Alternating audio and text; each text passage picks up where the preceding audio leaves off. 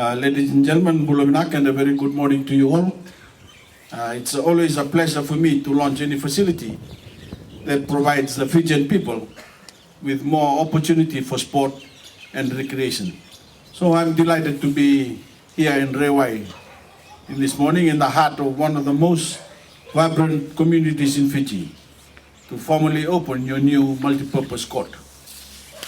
Whether you play volleyball, basketball or netball, as they say, my own family's favorite sport, you now have a modern facility worthy of your community. And I know that good use will be made of it by the people of Raiwai. Plus, of course, those Fijians who come to play from the surrounding communities, from Rewanga, from Flagstaff, Samambula, Watuanga, Nambua, and the greater Suva, Nasinu corridor. Whether it is the world-class ANZ National Stadium or something more modest like this, the Fiji First government is committed to providing Fijians with the best sporting facilities we can afford. I ask you all to think of where we were 10 years ago in terms of facilities and where we are now. And it is simply undeniable that no matter what sport you play, we are almost always playing under better conditions than a decade ago. And I repeat the pledge I make everywhere here today. As our economy expands on the back of my government's achievements, we intend to provide the Fijian people with a great deal more, and especially in those parts of the country where the need is greatest or where Fijians live in more isolated circumstances. I want as many Fijians playing sport as possible using the best facilities as possible, because this goes way beyond mere enjoyment. Though we obviously play because we enjoy a certain sport, often passionately so. An increasing number of young Fijians are using their sporting prowess to carve out lucrative professional careers for themselves. And of course, sport is a wonderful way to keep our nation healthy and reduce the incidence of non-communicable diseases like diabetes and heart disease. Sport also binds us together as a nation in a way that few other things do. It lifts our spirits, fills us with national pride, and is an extremely potent force for unity. I can tell you that I've just said one of my proudest weeks ever, as we hosted around 350 international guests in Suva from all over the world for the Joint Parliamentary Assembly of the European Union and the 79 member countries of the ACP, the African, Caribbean, and Pacific states. They included 40 members of the European Parliament, plus the representatives of more than 1 billion ordinary men and women scattered across the globe.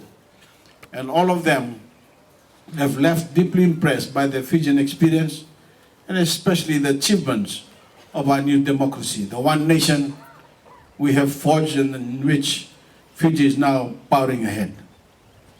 I was immensely gratified when Louis Michel, the former European Commissioner for Development and co-president of the EU ACP Assembly, publicly stated that he had been wrong and the EU had been wrong to doubt me and to doubt Fiji over our promise to build a genuine democracy with equality and opportunity for all.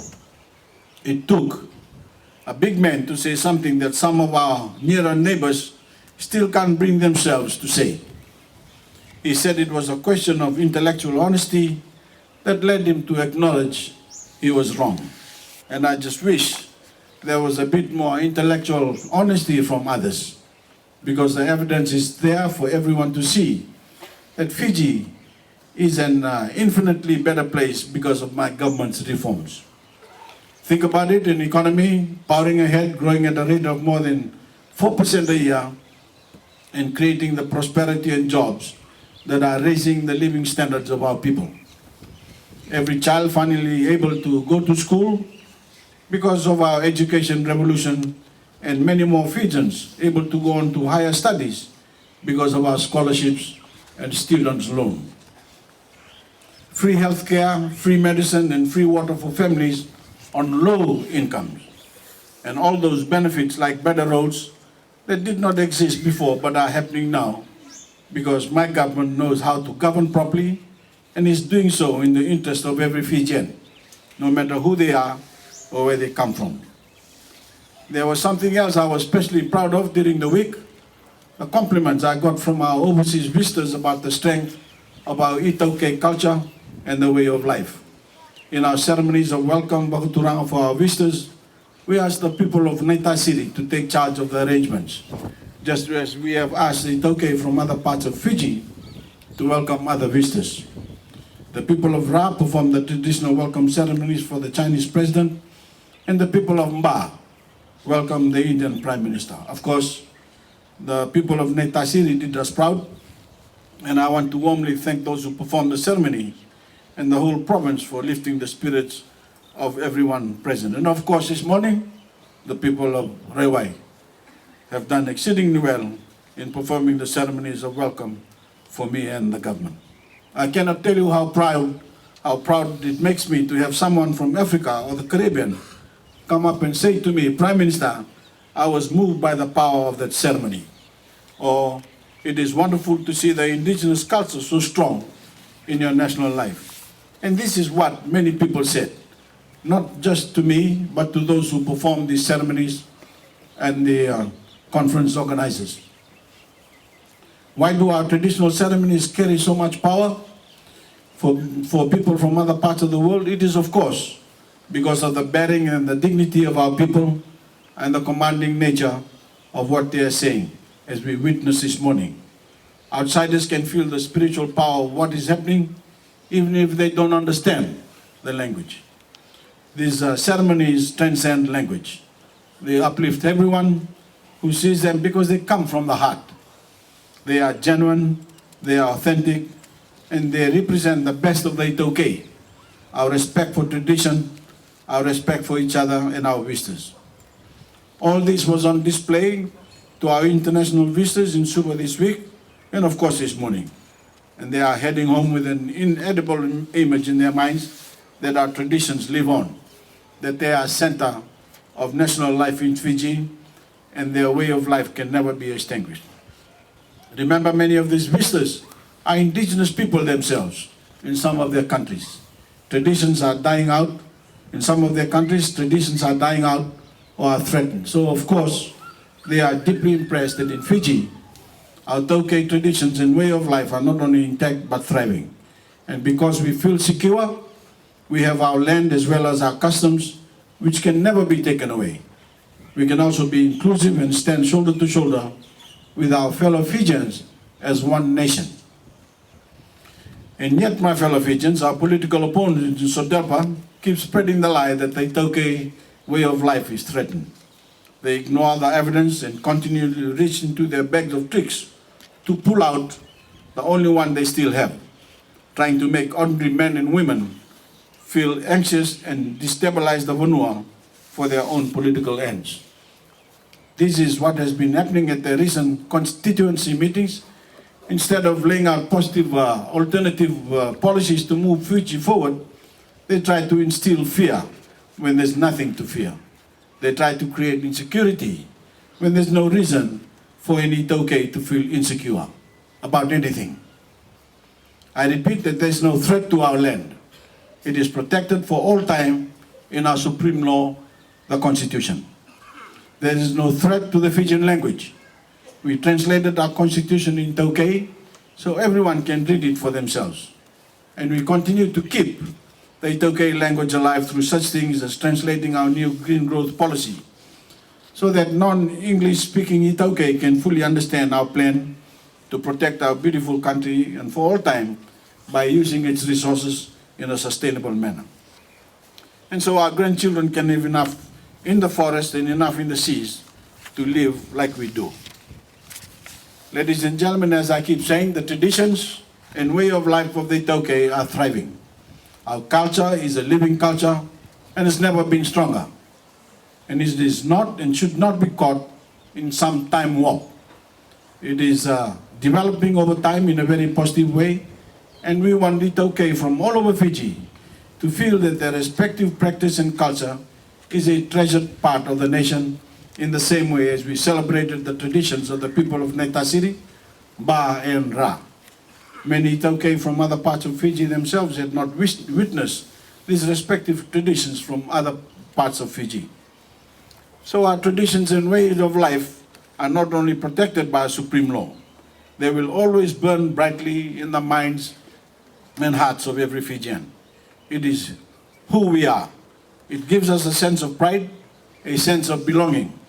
And the other cultural communities in Fiji recognize that essential truth and have no desire to dispose the Itoke. On the contrary, they celebrate our traditions and are also proud when those traditions are on display to the world, as they have been again this week. Ask yourselves a simple question: why does Sodiapa keep trying to make you fearful when there is more reason to be more content now than at any other time in our history? More Itoke with jobs, more Itoke children at school, more at university and technical colleges, more and improved sporting facilities like we're opening this morning, our nation united and happy. Let me tell you the answer is because they have nothing else to offer you. When they were in power, we all had less except them. Many of our children couldn't go to school. There was division, envy, and hatred, because these people didn't govern for everyone. They governed for themselves. They took the spoils and left you to fend for yourselves. They came and promised you the world, to buy your support, drink your tea, ate your purini, and left you in the same state you were in, our nation in the same mess. Under the Fiji First government, my government, all that is now left behind. And in the new Fiji, and on the back of our growing economy, we are forging forward, determined to leave no Fijian behind. This week, the European Union recognized our promise, our vision to turn Fiji into a modern nation state. It gave us $65 million over a period of 6 years to step up our effort to improve the lives of Fijians in rural areas and to improve our overall standard of governance. And even more importantly, Europe has promised to support Fiji and the other Pacific nations at the World Climate Summit in Paris in November, to get the world to finally reduce the pollution that is warming up the planet, melting the ice caps, and producing the rising seas that truly threaten our way of life.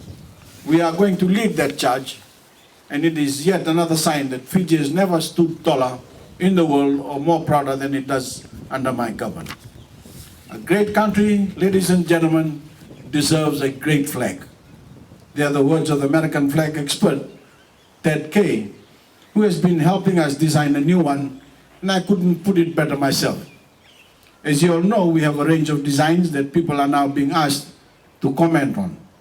And I know that the public reaction to the 23 designs that have been put out has not entirely been positive. We also know that many Fijians do not object to the flag to being changed, but want a design that they like. We also know that a lot of Fijians are now, only after the designs that have been put out, are getting engaged and suggesting new ideas.